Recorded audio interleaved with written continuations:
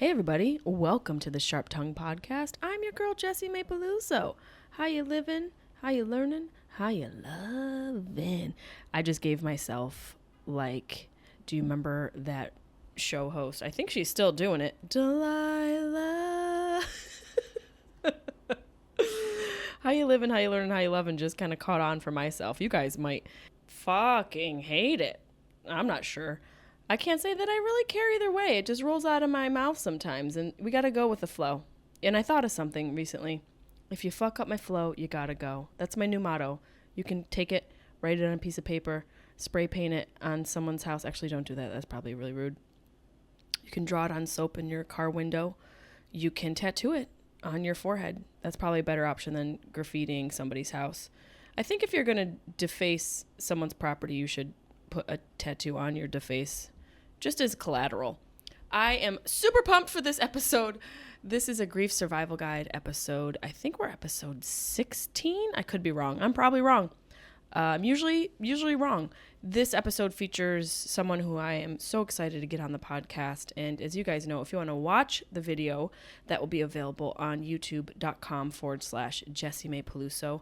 I will include some information based off of the episode in the show notes pertaining to grief support and resources, and also Alzheimer's support and resources, because this week's Sharp Tongue Podcast Grief Survival Guide mini-series guest is an amazing musician. He is so talented. He's living in Nashville right now and has really broke ground and has created a community for himself and for people suffering with this terrible disease, Alzheimer's disease, as you guys know, I've been very vocal about. And I discovered him through my own research and reaching out and trying to build my own little community of people who were also going through what I was experiencing. And I found him, and his music is amazing, and his story is just so relatable to me, and he was so kind to come on to the podcast and be very vulnerable and candid about his experience.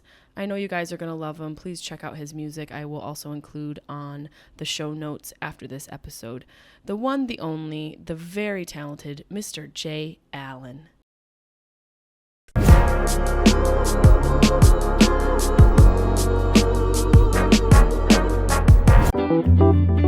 Sharp Tongue Podcast. Beep, beep, beep, beep, beep. You're listening to the Sharp Tongue Podcast. I'm your host, Jessimae Peluso. It's a personal look. Well, it's not really a look because it's a podcast. I'm already fucking this up. This is kind of like a verbal comedy diary, a deep look into the crevices of my mind. It's gonna get dirty. You might cry. You'll probably laugh. Hopefully you'll laugh. The whole point is for you to laugh, but you also might cry. I talk about my family. I talk about farts. I talk about love, loss, comedy, how hard it is to make it in this biz. I'm a fucking professional. Each week it's something different. Sometimes I have a guest host. Sometimes it's gonna be a movie companion episode. Sometimes I just ramble about the bullshit I dealt with the week before. You never know what you're gonna get. It's raw, uncut, and funny. It's me. There's your face. Your face is right here. Where are you? Are you back in Nashville? I'm back in Nashville. I got back yesterday. So tell me, where did your travels bring you? It's confidential. Oh, that's exciting. That means something is coming down the pipeline, if I can guess. It's one of those things. I think you know a lot about it, probably. So, yeah. That's really exciting. It's so strange. I'm sure you've experienced this many times where you feel like you know somebody. You and I have never physically met. We are bonded by tragedy, and I might be projecting, but I think I can make a presumption that our art has subsequently got us through and helped us understand our tragedy. I'm going to put this into our Grief Survival Guide mini-series, which I started when my mom passed away, to sort of help me understand grief and also document what I was going through, because it's the one thing amongst other things that everyone experiences. And I really think sharing it helps people feel less alone in that space. But before we get into all that, I want to talk a little bit about you and learn a little bit about you, because I know some things obviously from your social media. Are you from Cedar Falls? Yes, you did some digging. I did some digging. I wanted to, have a background and talk a little bit about that. What was it like growing up in Cedar Falls? Was it blue collar? A lot of people? Cedar Falls, Iowa is a very small town. It's actually where I went to college. I was in the church worship group and played all the sports and married my first high school love and all the things that small town Iowa boys do. I actually ran away from that town as fast as I could when I could, to be honest. But now that I'm older, I realize, that place made me who I am. And it kind of built up the character in my belief system as to what it is right now. So I respect that, even though I don't call it home. I call Nashville home now, for many reasons. But it was a very simple town, which I miss sometimes. Yeah, that simple life it's a pull and a tug and pull. It's alluring, I think, to the heart, but for the pursuit of the career can have its limitations. Yeah, very much so. I was the typical worship leader and grew up in the church and did that. That's kind of where I started musically, but it got to a point already at age like 19, 20 where I realized I wasn't going to do much more than that if I stayed in that small town. It was actually funny. My little sister got married, and I took my fiance, Kylie, to the wedding, and we were literally driving up a gravel road surrounded by fields, and she was like, "Where are we?" Never seen anything like that. So, yeah. Tell me what a typical worship leader is, because I don't know that I could conjure that up in my mind. What does that even mean? I think I just hear the story over and over again here in Nashville, like guys that are in the country music scene here kind of came up in the church and volunteered at the church and led worship at their church. I actually turned it into a living and was like a Christian worship artist, had a signed deal and did that for like 8 to 10 years. And yeah, what? Yeah, that's before I got all the tattoos on me. Wow. Yeah, so that was kind of all I knew. And very long story short, my dad owned a restaurant in Iowa, and this couple would always come in. So I was like a little kid. My mom was a waitress for my dad, so they'd like go into work at 4 a.m. to open up this restaurant and take me with them. I'd spent my summers in this little restaurant, this little cafe. So all these old guys would come in, I'd sit with them and have coffee, and they'd tell me all their dirty jokes, and really, really fun experience, a really fun childhood. But this couple would always come in and kind of like invite my parents to go to church with them, and my parents always like politely declined and just too busy, and had kind of a bad experience growing up in church. But they eventually convinced my parents to take me. So I started going to church with them, this couple, Ron and Lila, when I was 5 years old. And so kind of came up in the church with them, and I was singing a hymn one morning. We always sat in the front row in the front pew, and I was singing a hymn. I was actually singing the female part because my voice was so high. And Ron, this guy that took me to church, he heard me, and he goes, "Jay, I'm going to put you on stage next Sunday, and you're going to sing in front of everyone." And that was literally how I began singing. He forced me into it. But it went so well, and I think that's when I first realized as a kid that I had a voice, and that led to me like being a part of the worship teams there, and got my first internship at the local university, and then at the local church, and then I ended up in Savannah, Georgia, as a full-time worship pastor.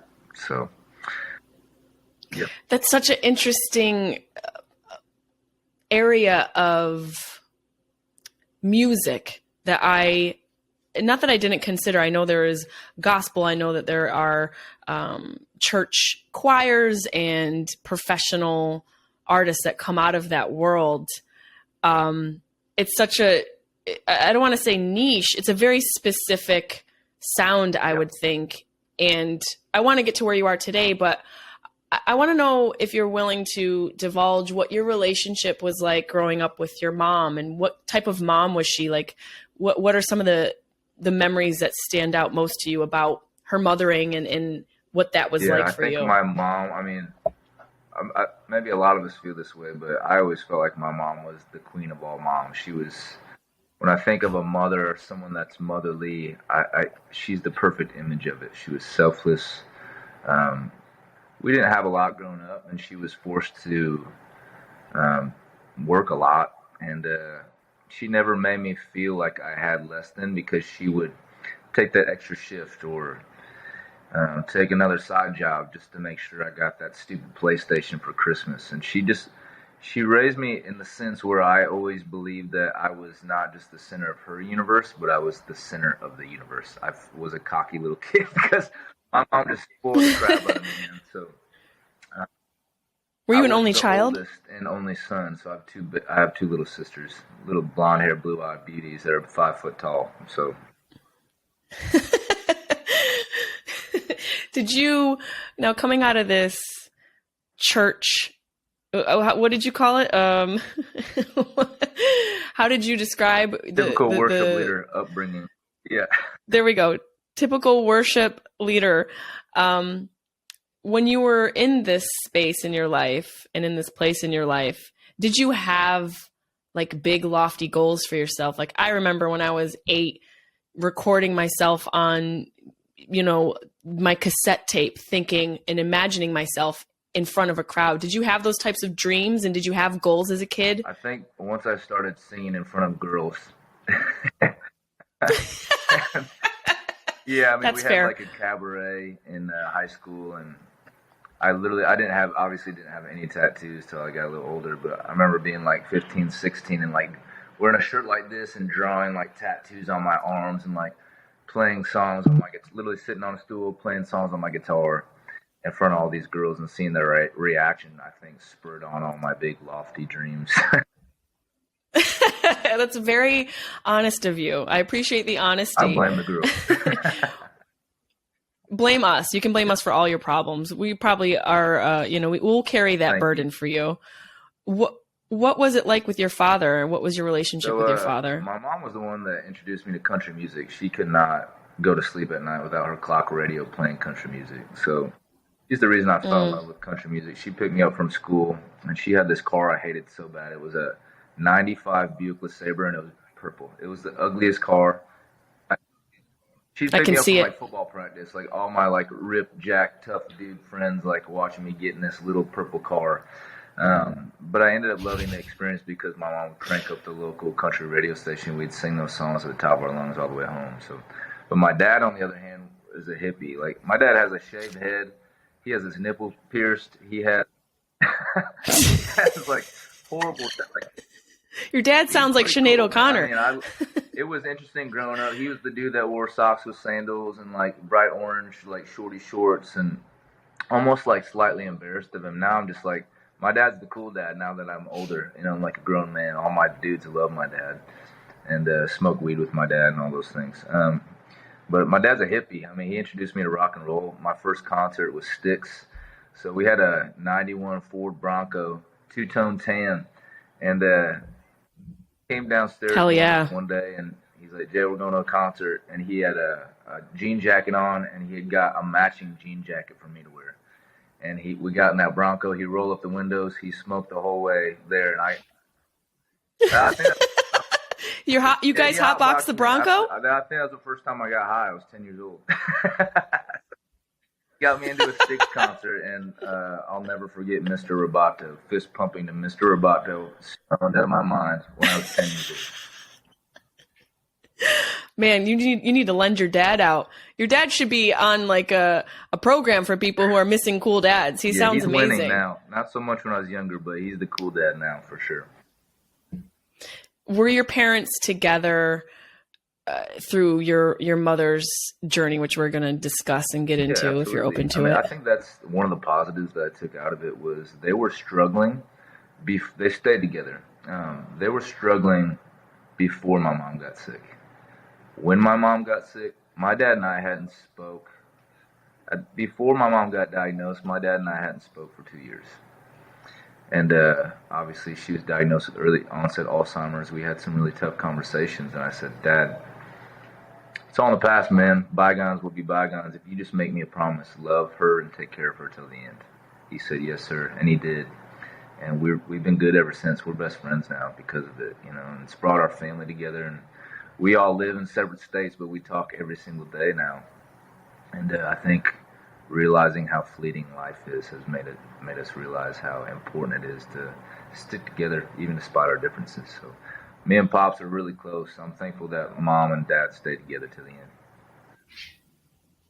Yeah, that definitely puts things into perspective when you're going through something as imminent as Alzheimer's, which is such a unique experience and diagnosis to go through, because it's a one-way train and there's only one stop at the end of it, unfortunately. Are you willing to discuss what happened between you and your father, and if it's something you don't want to go into? Yeah, Totally cool. I'm an open book, and I would tell this to his face. I mean, he was kind of he. My upbringing was tough because I always felt like he was failing our family, and especially my mother. Just financially, he could never provide. We were always just stressed, and always just struggling. I always felt like, man, if I could just have the life that my friends have, and everyone was getting a new car at 14 or 15, 16, and I was like driving this $600 beater that that I paid for myself. I never had any help growing up, and I always just blamed him. Always felt like I was mad at him. That just continued on through the years, and he got into. I have nothing against smoking marijuana. I think marijuana is awesome. I love to drink alcohol, but he started getting into other things, and it got bad, and he veered off, and I think he was screwing around on my mom, and that kind of had got back to me through the grapevine, and I was so mad and down at that point. I didn't even want to approach it. I just severed him from my life, and I don't think if my mom got sick, I don't think we would still be talking to this day. So, like I said, I think that's the positive that came out of this one of them. I'm going to say something that may or may not be a popular belief. Not that I don't believe there are any accidents. I think there are events in life. And the way I approach it is they either become blessings or lessons. And sometimes they're both. I also am a firm believer that, not that everything happens for a reason, but that there can be gifts in every scenario. And the unpopular belief may be that there has to be a sacrifice, not in some Middle Earth J.K. Rowling's movie, but if we're going to look at life as a balanced experience and as this sort of, there's dualities that exist and the yin and yang of it all, sometimes something has to be forfeited in order for there to be room to receive. And like you saying, the silver lining being you reconnecting with your father, not that your mother was the cost of that, but because of your mother, in spite of her, your father was brought back into your life. And I look at things that happen in life, and that's in those sort of give and take, ebb and flow, for me to make sense of it all. I want to talk about your mother, her early onset. How early was it? And for people listening, you guys know my fans and listeners were very, supportive during my journey with my dad, who also was diagnosed with Alzheimer's. I think your mom was in 2008? 2019 she passed. Yep. And when was she diagnosed? So she was diagnosed when she was 51. First of all, I was sorry to hear about your dad. I tried to follow along as best as I could, and I definitely feel that connection with you. That's how I found you. I mean, I'm talking about these gifts in life. I found you because I sought out entertainment and music and movies and things that that I could relate to what I was going through. And I found you, and I was following you and following your journey. And, those are like the little silver linings of our experiences. Yeah. I've been connected with so many people along the way through this, like the saddest thing I've ever experienced. Like I said, so many positives have come out of it. Now getting to meet with you and talk with you is one to add to the list. So, yeah. I appreciate that. I receive that. There is a community of people going through individual or specific traumas and things. And if there are resources out there, and if you guys are listening for reasons that I don't know and a reason that I do know, women live longer, and we tend to be 2/3 more likely to be diagnosed with Alzheimer's, some form of dementia, and women are more susceptible to early onset. And your mother, 51, is very, very early. I'm beyond sorry for you, and I feel for you. Do you remember feeling like something was wrong with her? Like, what led up to the diagnosis? It's interesting now, like, I feel like we're all driving this vehicle called life, and we don't realize some of the things we're passing along the way, and we kind of don't pay attention. For me, looking back now in the rear view, I realize my mother never had a great memory. I mean, it absolutely declined in her 40s. She wouldn't even play like trivia games because she was so embarrassed that she didn't know answers. And then, I mean, 51 years old, she had been going to the same place of work, I think, at this point for like 15 years. And so the story goes, my dad called me and said, your mom called me this morning, and she had pulled over on the side of the road, was bawling her eyes out, had no idea where she was or where she was going, and begged him to come pick her up. So that, I mean, right then I was like, that's dementia, Alzheimer's, and I didn't know anything about Alzheimer's, especially early onset, but she was very young. That's why they call it early onset. Now I've heard stories of 36-year-olds, like people in their 30s, being diagnosed with early onset Alzheimer's. It's unreal to me. So it is. It's very. It's like an unfathomable. It's like thieves in the night. Yeah. Yes. It steals you. It took her in 2 years and 9 months. She went from this vibrant mother figure, this like the person that I look to as like my everything, literally where I came from, to I felt like she aged like 50 years in 2 years. She looked 75, 80 years old, and she was only 54 when she passed. Her hair went gray, almost white. She got really wrinkled over. Wow. She lost her ability to speak, and then we found the last thing I wanted to do was to put her in a care facility center. And I literally, like, this is going back to, I hate to say this to throw him under the bus, but my dad didn't prepare, and I was the one that had to send the check to put her in a home, and it was a lot of money, but she lasted 6 weeks before she lost her ability to swallow. So she couldn't eat without tube, and then she just gave up. So that's all good. Yeah, go ahead. I didn't mean to cut you off. Touring. So I had like a song that was spinning on Sirius XM, the highway, the country station on Sirius XM. And so I like got a few deals and got on with a big booking agency. I was touring, having the time of my life.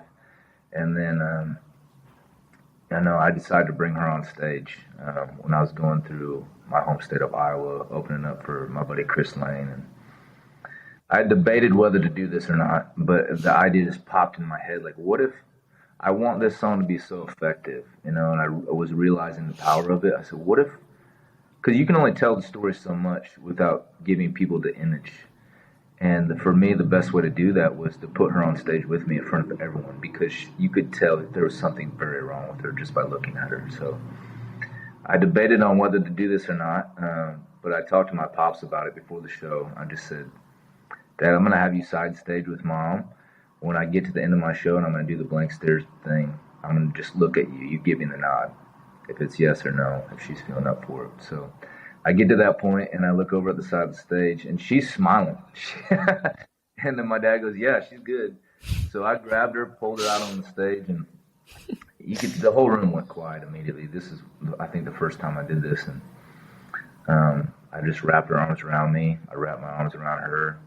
I told that story and sang that song, and a guy took a video of it out in the crowd, put it on his Facebook, and it just kept getting millions and millions of views. And we did that a couple more times in Iowa for different shows, and these videos kept replicating and getting just all this traction. And that's kind of how it all started. But I was on the road because of the story had kind of taken off. I was starting to get all these opportunities to play shows everywhere, and not just things to deal with Alzheimer's, but other fun shows opening up for big acts. So we put her in the home, and I was playing a show somewhere in North Carolina, driving with my band in I call it my raper van. That's so bad.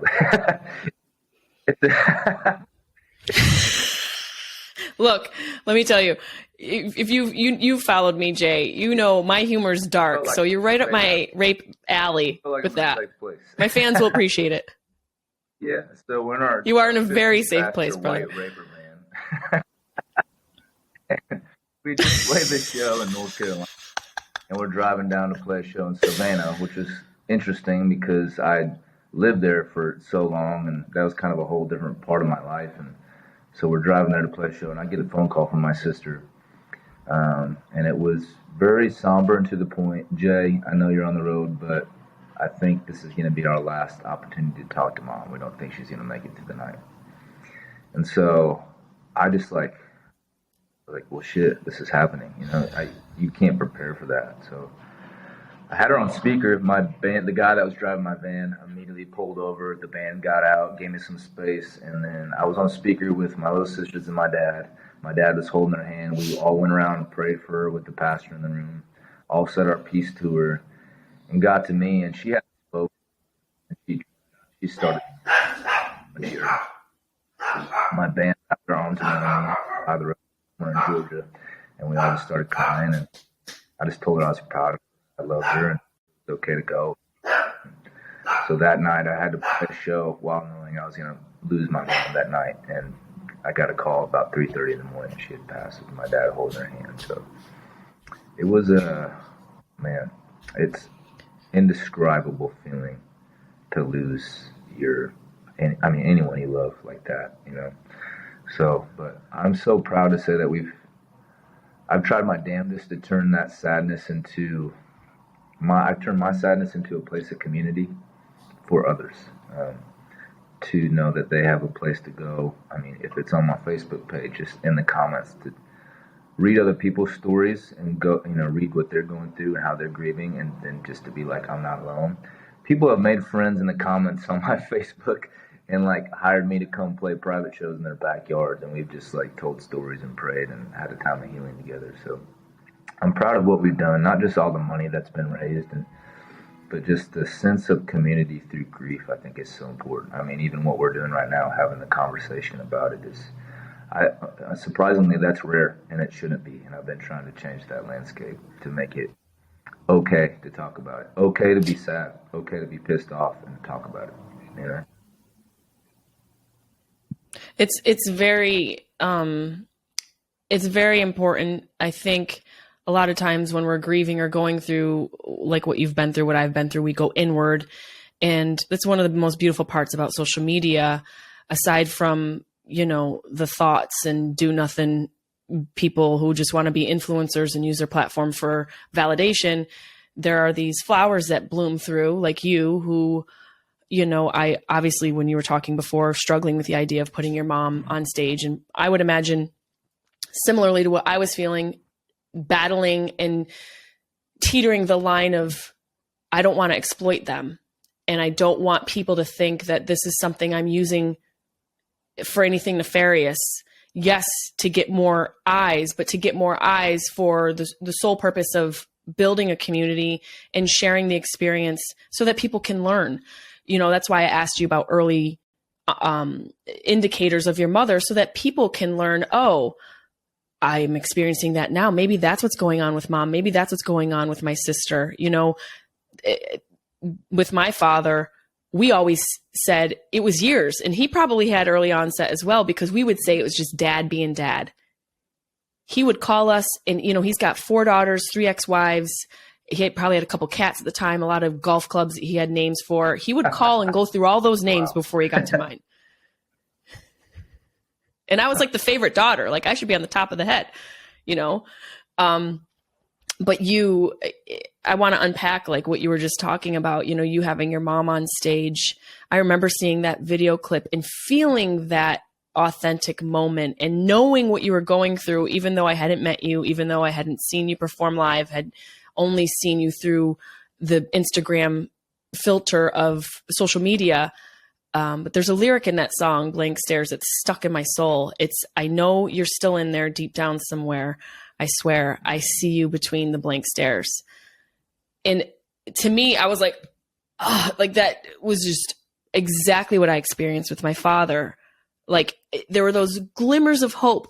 What I spoke about with my fans, there's these little lucid moments with people who have Alzheimer's where you're like, you're still fucking in there.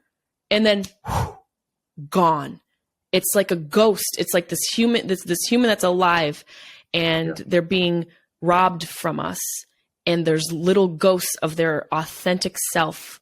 And you grab onto that, and it's like such a cruel experience of hope that until you know what you're going through, you don't realize is not going to end up the way you want it to end up.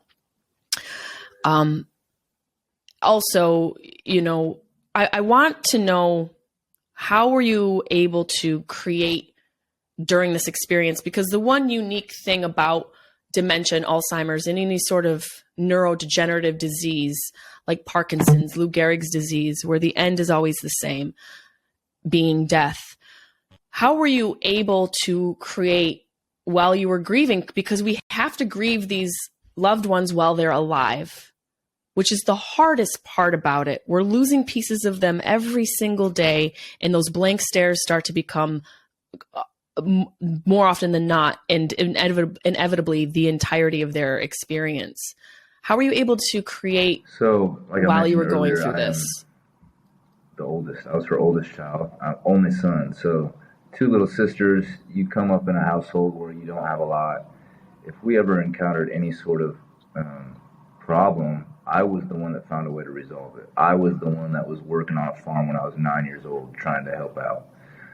I was the one, when dad wasn't around, being a parent to my little sisters. So when mom got sick and I realized the opportunity that I had to help others and help our family, that sense of I'm a fixer went into overdrive, where it was not, I'm just creating to create. It's I am creating to fix and to help and to. I had this sense of naivety where I felt like I could make it all better and make it go away, and there was gonna be a resolution at the end, And when I got to the point where I realized, okay, mom's gonna pass, and I realized that it wasn't gonna be a resolution, and then she did pass, it even kicked in even more, Like it was like, okay, now this is my purpose, and I got a lot of flack for that. I mean, we talked about the struggle of wondering how people are going to perceive us and not wanting it to be perceived that way. My intentions were always pure from the beginning, and I kind of had to just give the middle fingers to all those people that were trying to get in my way and say, you're doing this for the wrong reason. It was never that. It was, no, I have, always been the fiction of my family, and now I feel obligated to help fix others, help create a safe place for others. Kylie just walked in the room. Kylie. Hi, Kylie. You were going to be my next question and journey into conversation. So this is very timed perfect. How are you? It's so nice to meet you. Oh, never be sorry. Ever, ever, ever. I'm always here for some more magic in the screen for the podcast. For those of you listening, Miss Kylie Morgan just popped in. She's also a very talented musician. Check out her music. I love her music. I'm a fan.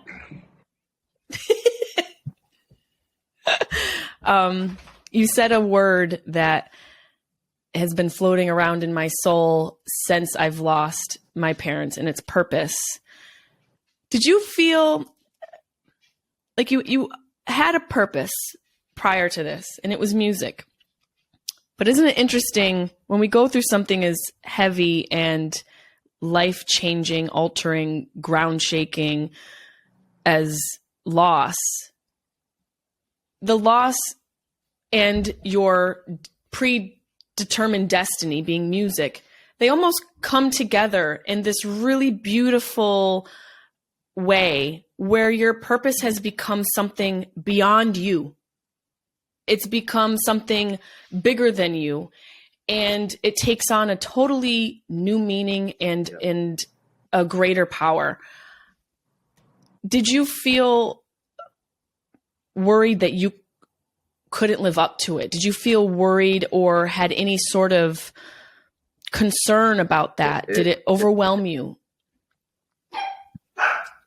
Hold on one second. I don't want my dog to ruin this. Hey, Chaplain, we're talking about purpose and loss, and you're being a dick. Kick my dogs outside.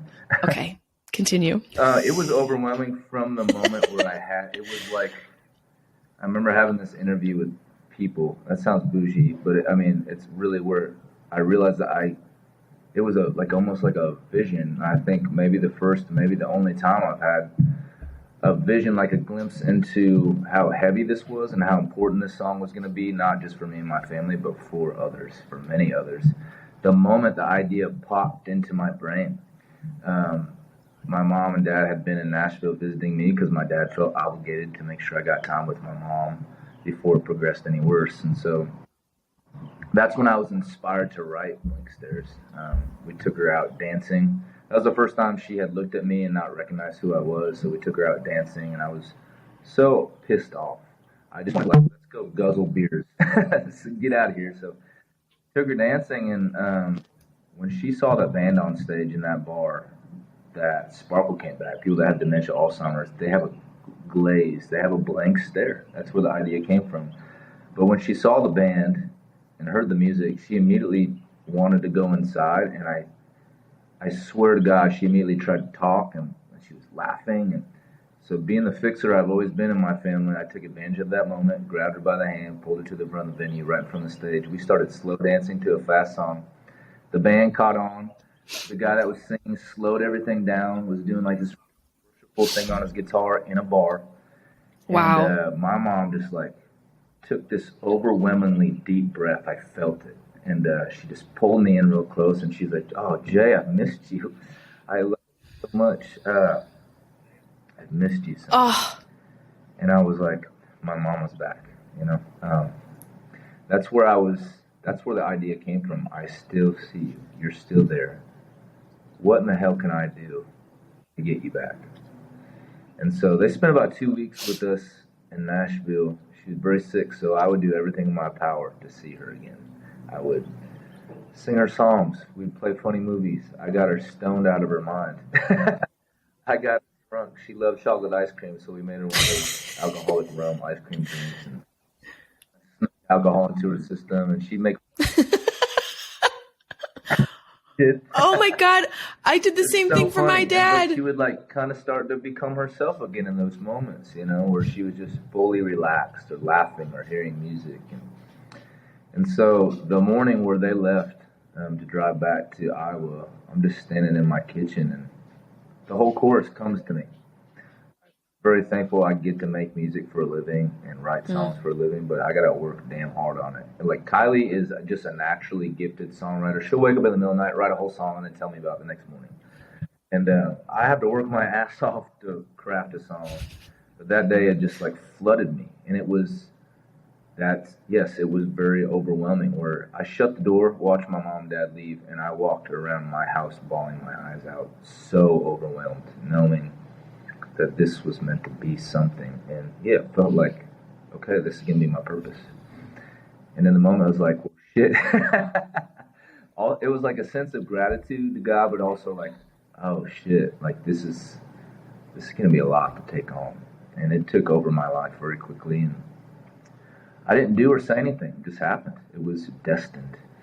And the opportunities that came up just happened on their own, you know, and just snowballed, you know.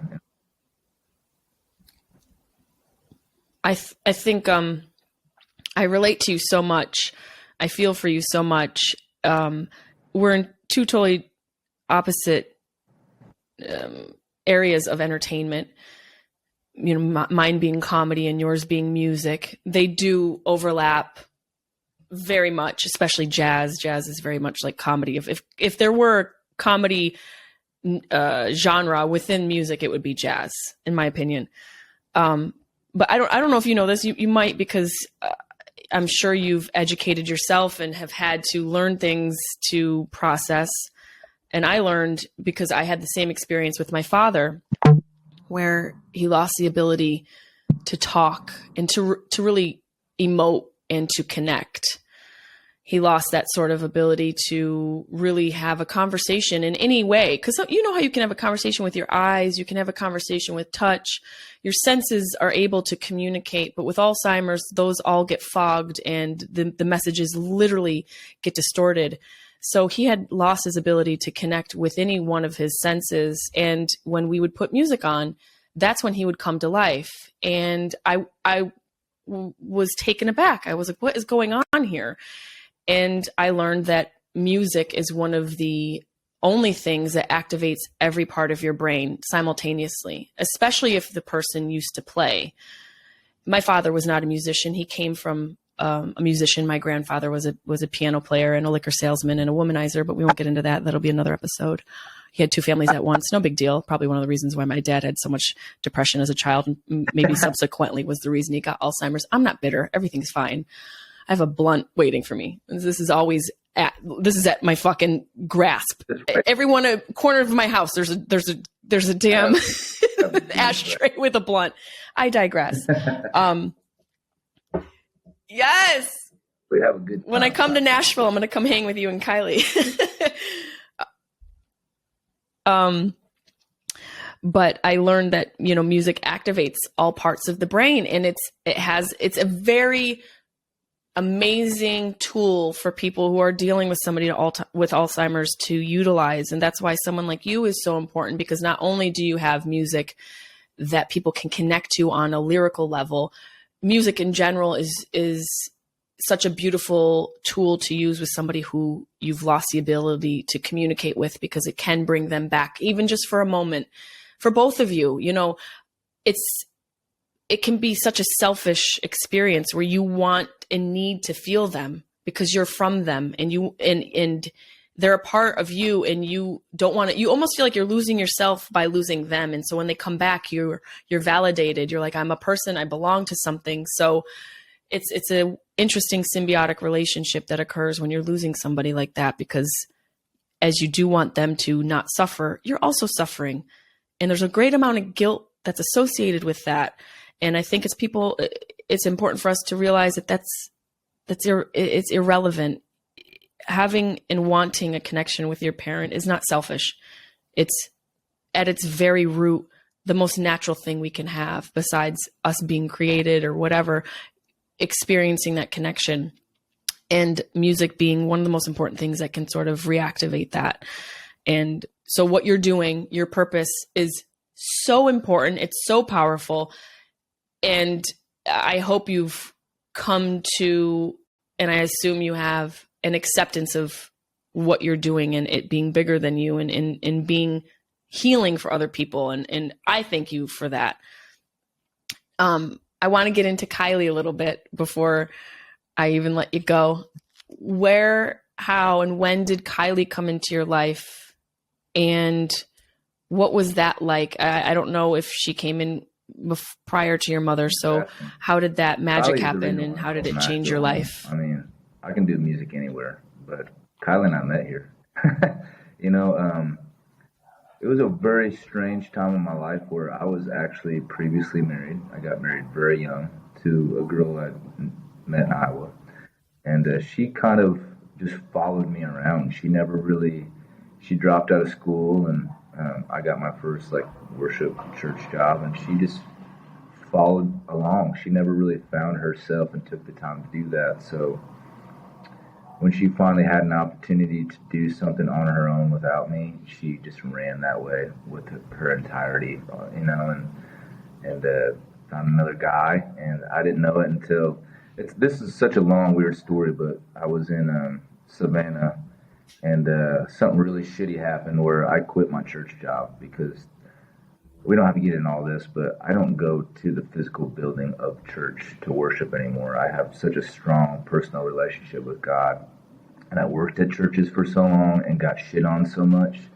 I don't think I'll ever go back in a church building unless it's with family on Christmas or something. But so something really shitty happened to me in church.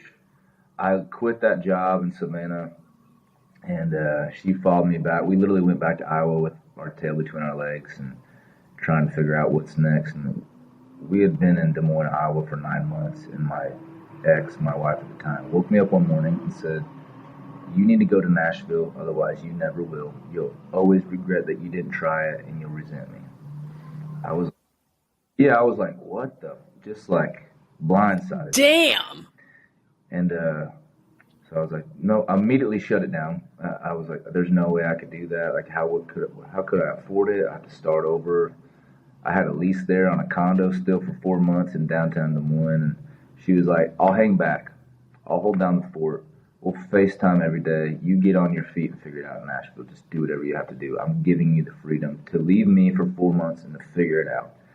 And so I immediately got a job, was working full time, and was sending her money every month. But the only way I was capable of surviving in Nashville and getting on my feet was because there was an older couple who was friends of a pastor friend of mine who let me stay in their in-law suite, like a little apartment in the back of their house right outside Nashville. I would try to write them a check every month, and they would rip it up and put it back in my kitchen. So I had a free place to stay. I literally went there with one suitcase and a guitar. Worked full time, wrote twice a day, every day. Met everyone I could. Went out drinking with everyone every night because that's quickly how I found out how you meet people in Nashville. I was like an ass, like killing myself to try to make this work while sending her money every month.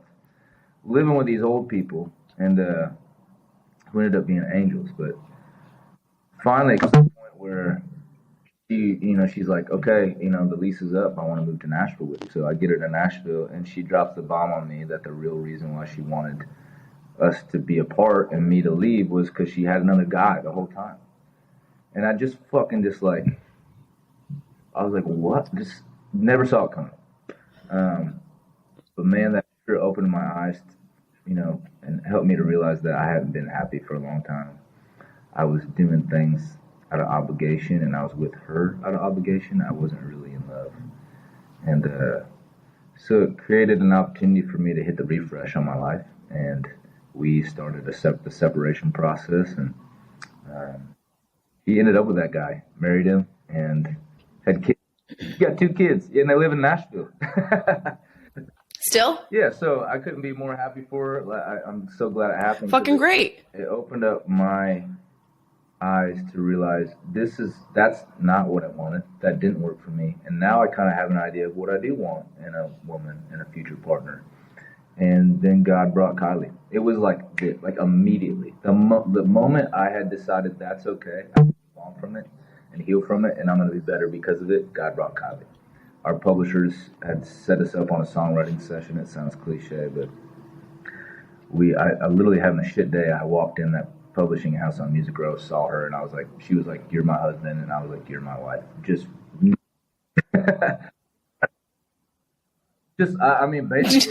I was ready to. Wait, did you guys say this to each other? It's so weird, but we could write a song. Tyler and I could sit down and write a song in 45 minutes. That day, it took us a good 10 hours with a very long lunch break.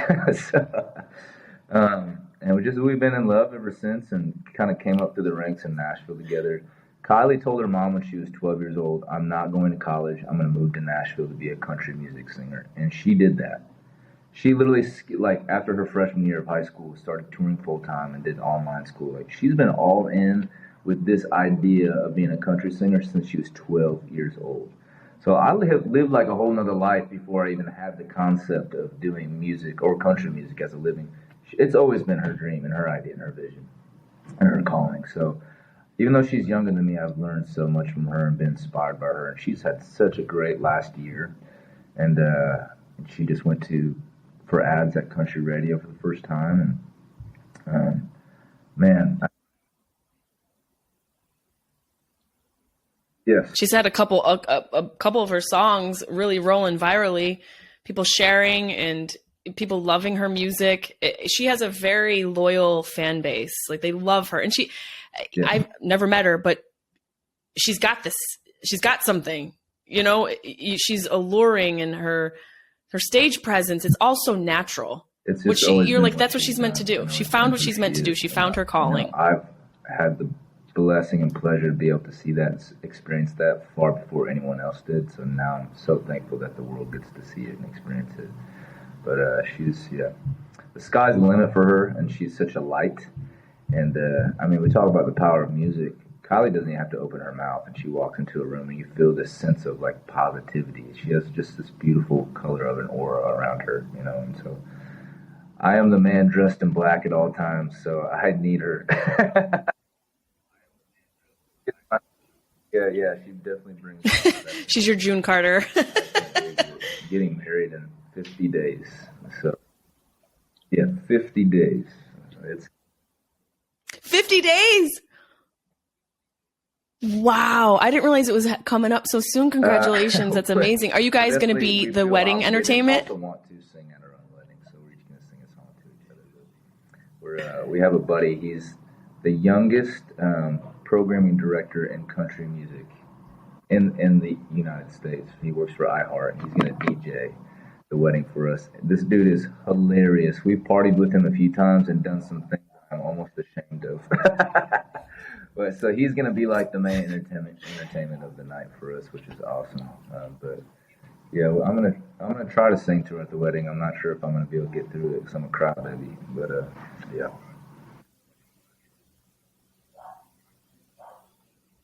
I appreciate that honesty, though. I appreciate that accessibility to your emotions as a man with full-sleeved Christian sleeves. Can I call those Christian sleeves? Okay. Okay, they're not Christian sleeves. They're just regular tattoo sleeves, which I respect that and I appreciate that. I appreciate your time so much. And before we go, you know, sometimes when I've had guests on the Grief Survival Guide miniseries part of Sharp Tongue podcast, I ask to maybe share something with people who are experiencing what you and I have gone through, maybe a nugget of wisdom, maybe something that you wish you knew before all of this, something that maybe got you through it, a motto, a mantra, anything that you could maybe share if you had to choose one thing for people listening that are experiencing going through somebody with Alzheimer's or maybe even still healing over the loss. Yeah, is there anything that sticks out in your mind from that experience that you'd like to share? I wrote this song and I think it's going to be the next thing. You're going to see what I just experienced, the opportunity I had. You're going to see it in the coming months. And it's kind of a refresh for me on my career. And I did what you're going to see. I did it for the purpose of highlighting this again. I kind of took it to the extent that I could on my own organically. So I took on this opportunity so I could take it even farther. But I wrote this song called, you know the phrase, there's no time like the present? Well, we flipped it and the hook is there's no present like the time. Like time is such a gift. And I realized that I think I got so stuck in the mindset of I need to work my ass off to fight for my mom. When she was sick, I didn't utilize my time to just be with her. You know, I hate using the word regret, but that will always be a regret of mine, that I just didn't spend time with her and be with her, you know, so I encourage people to try to be present, even though it's so hard. It's hard to face and it's hard to see them slip away. Just hold them so tight. That's all you really can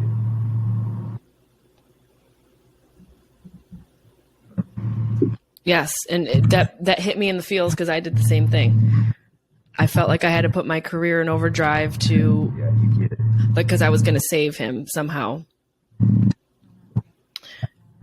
Well, this has been absolutely amazing to share some time with you, and I appreciate you being so candid. I appreciate the little guest spot from our girl Kylie Morgan. Maybe I can get her on the podcast when she has some time. And I wish you guys the most beautiful wedding, and I can't wait to see what you have coming down the pipeline. I'm such a fan, and I'm glad that your purpose is something that people can actually use and feel and help them get through their own grief and trauma. And you are a gift, Jay Allen. You are a gift. And thank you so much for being on the podcast. Heck yeah, brother. We're going to have to throw some whiskeys back when I'm in Nashville. I'm in Nashville at some point. I'm going to bring you and Kylie up on stage. We're going to do a ditty. Let's go.